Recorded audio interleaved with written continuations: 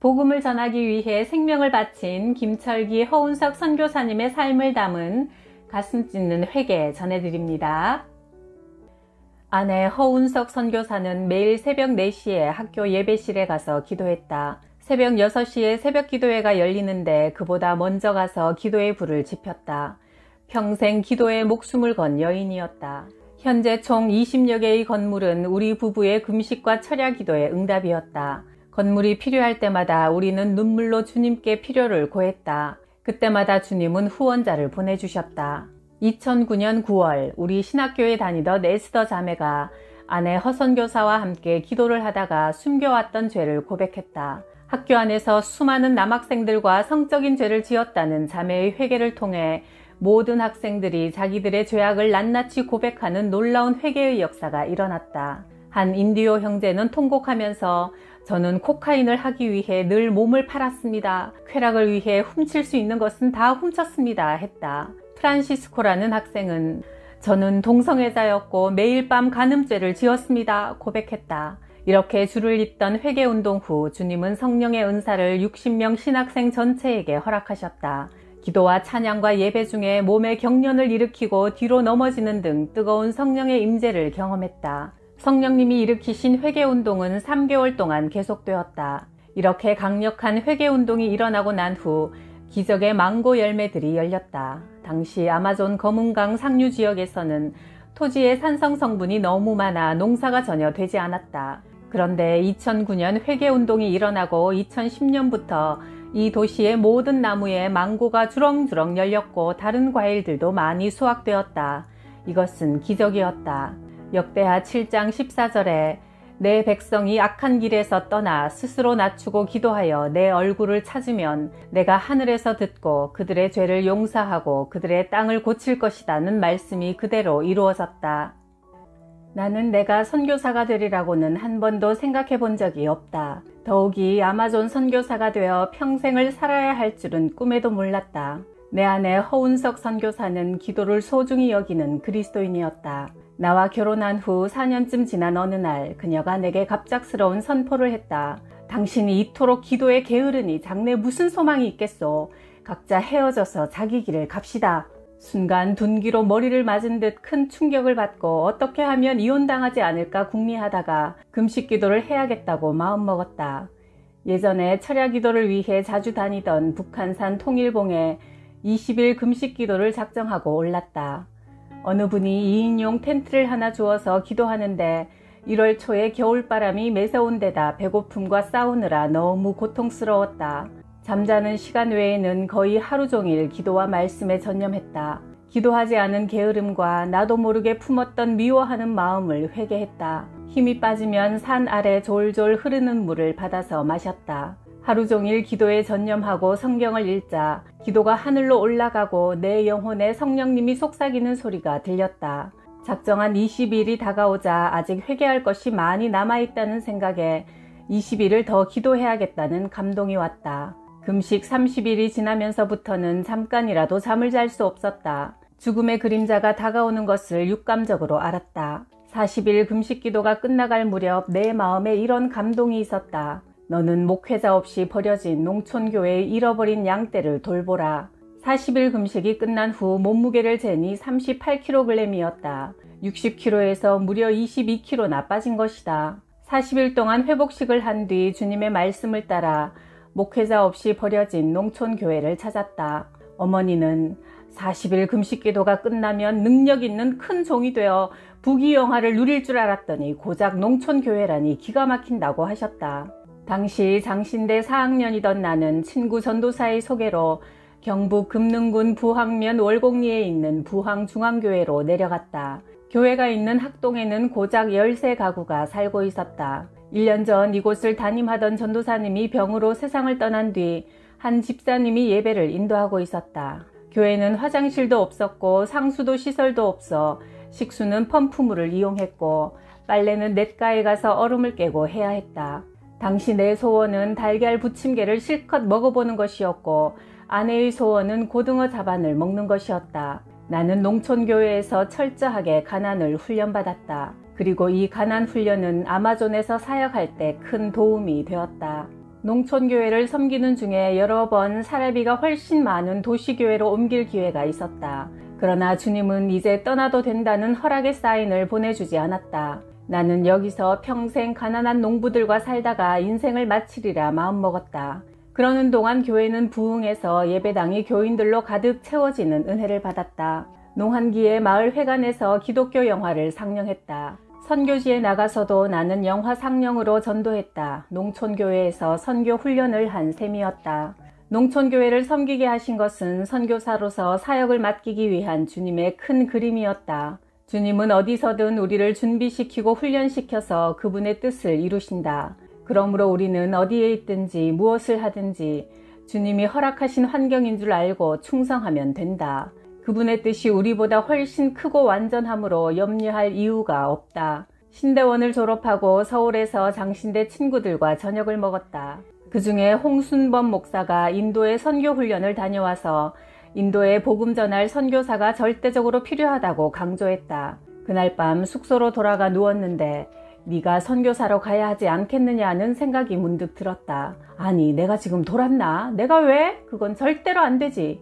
가난한 농촌에서 목회하는 것도 힘에 부치는데 내가 왜 선교사가 되어야 해? 질문과 대답을 반복하며 새벽 3시까지 씨름하다가 주님, 그렇게 원하십니까? 내가 선교사로 가기를 그렇게 바라십니까?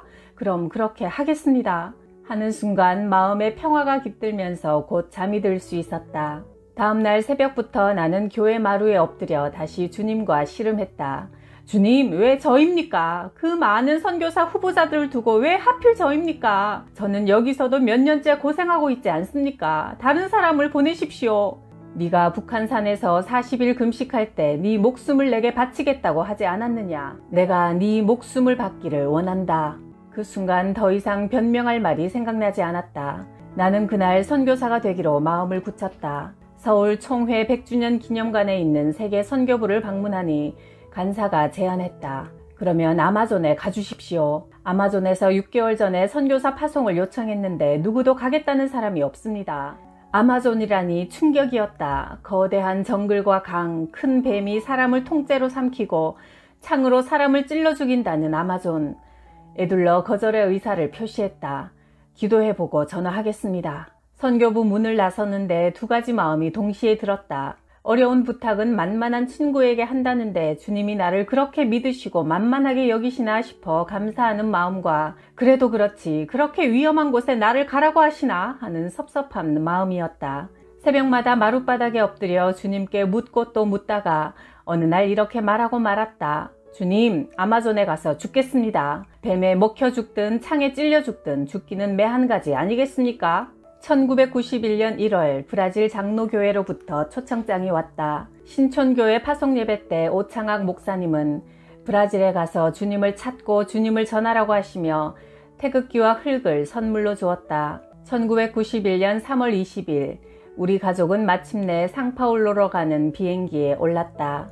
아마존에 들어가고 며칠 뒤 우리는 적도의 더위에 지쳐 몸살을 앓았고 독충들에게 집중 공격을 당해 온몸이 피와 진물로 범벅이 되었고 90%의 습도에 눈물이 날 만큼 고통을 겪었다. 처참하게 무너진 뒤에야 내게 능력 주시는 주님 안에서만 오늘 하루도 아마존에서 살아낼 수 있습니다 하고 납작 엎드렸다. 그래서 아마존을 녹색의 지옥이라 부른다. 아마존에 들어가서 가장 먼저 한 일은 이원경 목사님을 도와 신학교를 세우는 일이었다. 주일에는 카누를 타고 인디오 마을의 예배당을 찾아다니며 예배를 인도했다. 아마존에서 한국 음식을 먹는다는 것은 상상도 할 수 없다. 현지식이란 생선이나 동물을 잡아서 훈제한 고기에 개미 양념장으로 탕을 끓여 먹는 원숭이탕, 악어탕 등이다. 손을 꽉 쥐고 있는 원숭이가 접시에 나올 때나 원숭이 머리를 대접받을 때는 정말 먹기가 쉽지 않았다. 어쩌다 김치를 먹을 때면 내가 살아있다는 느낌이 들었다.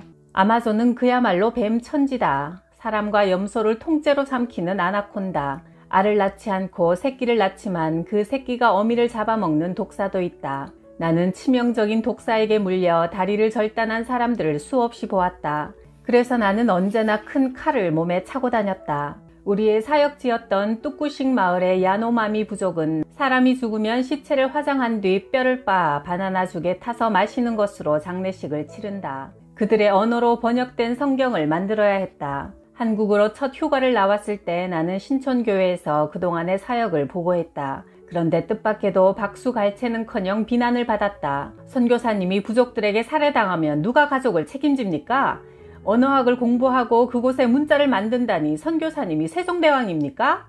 그런데 신촌교회 김상형 장로님이 새벽기도를 하다가 이런 하나님의 음성을 들었다고 한다. 내가 하는 일을 인간의 잣대로 재지 말라. 남북한 면적의 약 3배가 되는 아마존 검은강 유역은 아직도 복음을 듣지 못한 미전도 부족들이 17이나 있었다. 그러나 선교사 숫자가 급격히 줄어들어 신학교를 세워서 현지 부족 출신의 목사와 선교사를 키워낼 필요가 있었다. 1995년 명성교회 김사만 목사님이 남미지역 연합집회로 오셔서 $7,000를 내게 주셨다. 신학교 건립에 꼭 필요한 돈이었다. 신학교 땅을 구입한 뒤 인디오 형제가 모이는 곳이면 어디든 찾아가서 개인 전도를 했다. 사람들이 해먹을 걸고 누워있는 곳을 찾아가 노래를 부르고 복음을 전했다.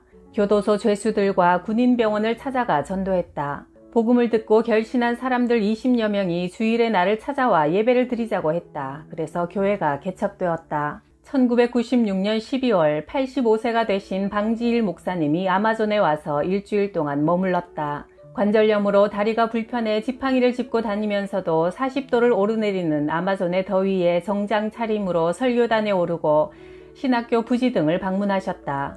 김 목사, 얼마나 많은 일을 하느냐가 중요한 게 아니라 얼마나 주님께 순종하느냐가 중요하다네. 목사님의 이 말씀은 내가 평생 마음에 심고 나를 점검하는 말씀이 되었다.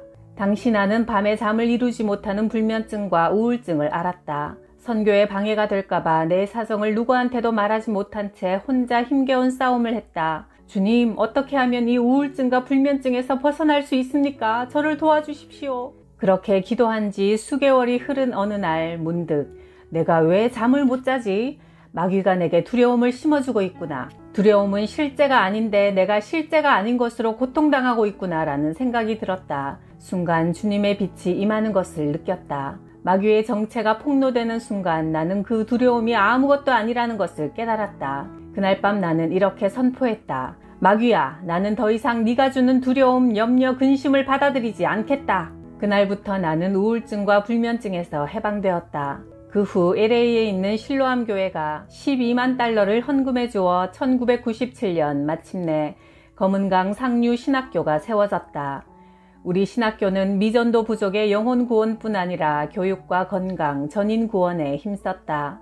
복음을 전하기 위해 하루 10-30시간씩 작은 보트를 타고 달릴 때도 있었다. 칠흑 같은 밤에도 달렸다. 보트 안에서 아침은 집에서 끓여온 커피와 비스킷으로 때우고 점심엔 소금에 절인 올리브 열매를 먹었다. 날이 좋은 날은 뜨거운 태양으로 고통스럽고 비가 오는 날엔 온몸이 젖어 살 떨리는 추위로 고통스러웠다. 그런 모든 곳을 아내 허선교사가 항상 동행했다.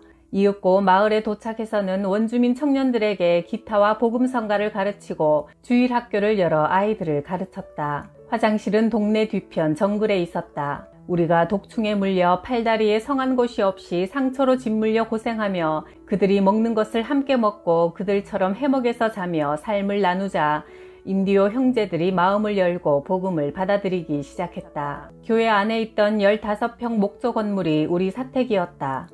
양철 지붕에서 쏟아지는 열이 어찌나 뜨겁던지 낮 12시면 40도가 넘었고 비 오는 날이면 여기저기서 비가 샜다.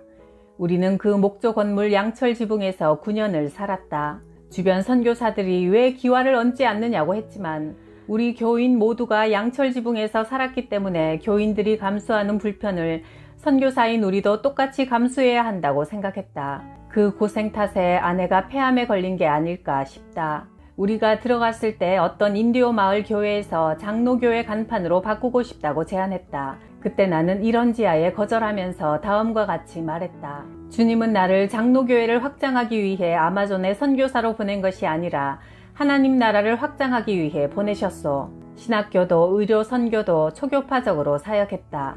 교회를 개척한 지 23년 동안 한 번도 다툼이나 분열이 없었다. 인디오 부족들은 우리가 고통 중에 있을 때 늘 위로하고 격려했다.